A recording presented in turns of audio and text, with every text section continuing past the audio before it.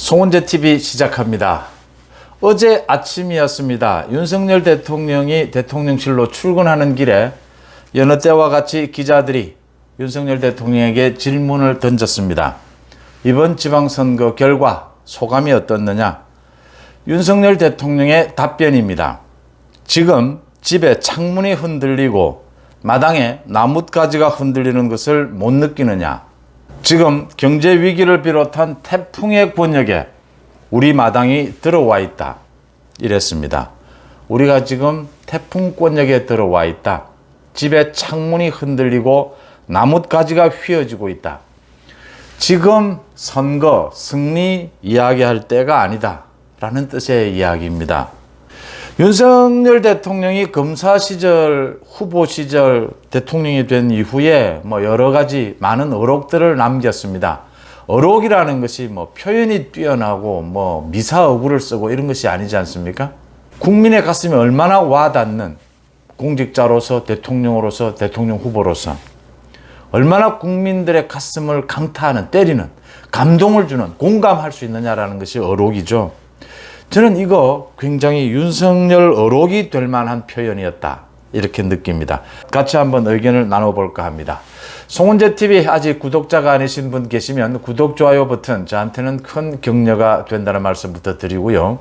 어제 오전에 제가 이 말은 윤석열 대통령이 창문이 흔들리고 나뭇가지가 휘어지는 것을 못 느끼느냐? 태풍이 들어와 있는 이 표현은 꼭 여러분들과 한번 같이 얘기하고 평론을 해야지라고 생각했는데 다른 것 한다고 넘겨버렸습니다.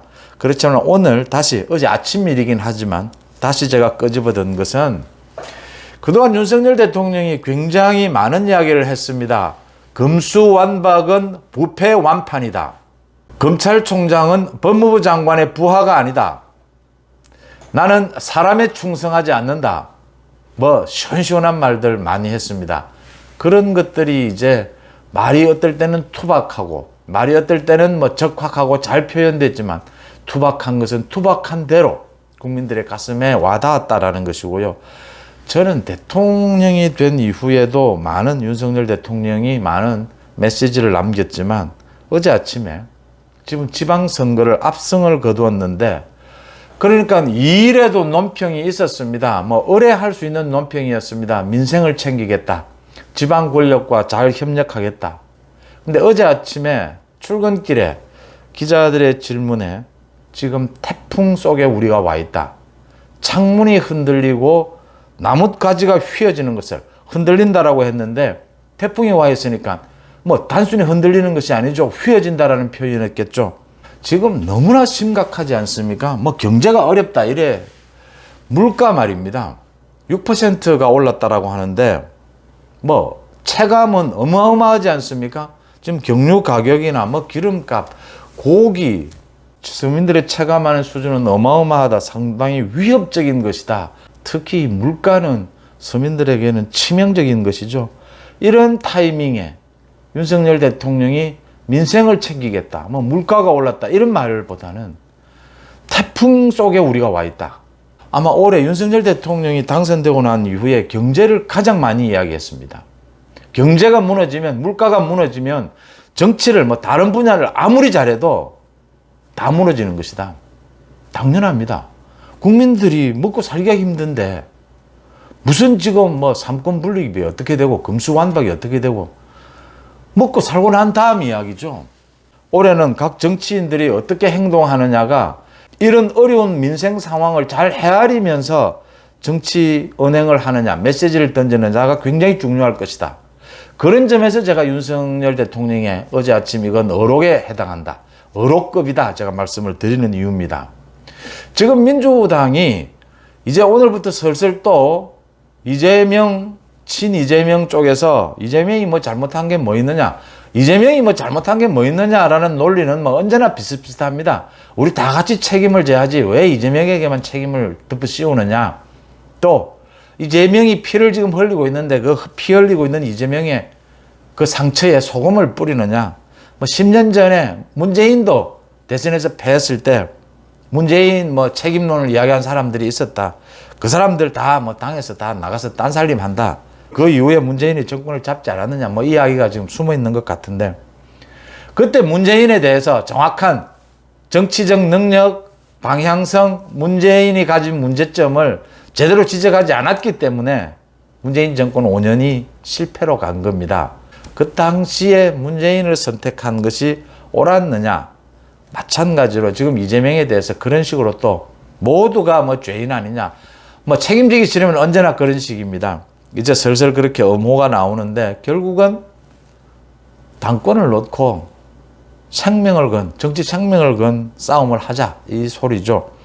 7일 이제 국회가 열리니까 이재명이 등원을 하면서 어떤 형태로든지 입장을 내지 않을까 이렇게 보이는데, 이재명으로서는 굉장히 어려운 상황에 처해 있다. 이렇게 가도 검찰 수사가 기다리고 있고 저렇게 가도 검찰 수사가 기다리고 있다.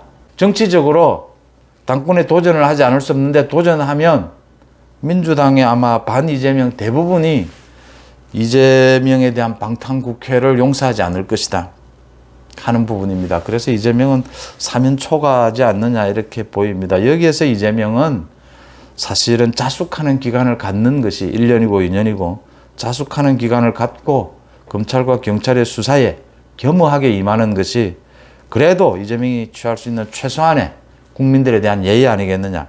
지금 민주당의 친 이재명 의원들이 지금 이재명을 공격하는 것은 이재명을 지지한, 대선에서 이재명을 지지한 1600만 표에 대한 예의가 아니다 이랬는데, 이재명이 지금 당권에 도전하는 것은 뭐 1600만 표가 아니라 5천만 우리 전체 국민들에 대한 예의가 아니다라고 하는 부분 짚고요.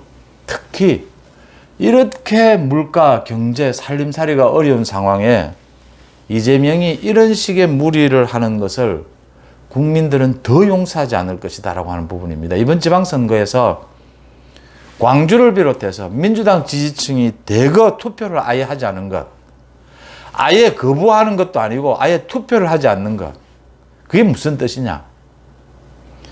정치인들 뭐 남녀 간의 관계를 이야기하듯이 정치인도 잊혀지는 것이 가장 두렵다 뭐 이런 소리도 하고, 외면당하는 것이죠. 싫다 좋다 아예 말도 하기 싫다라는 것이죠. 그런 부분들을 생각한다면 윤석열 대통령이 이 지점에서 우리가 선거 승리, 지금 우리 집이 태풍 속에 들어와 있다. 창문이 깨질 듯이 흔들리고 나뭇가지가 휘어지는 것이 보이지 않느냐, 느껴지지 않느냐. 윤 대통령의 어록으로 제가 추천을 합니다. 여러분들은 어떻게 보십니까? 송은재 TV 마칩니다. 고맙습니다.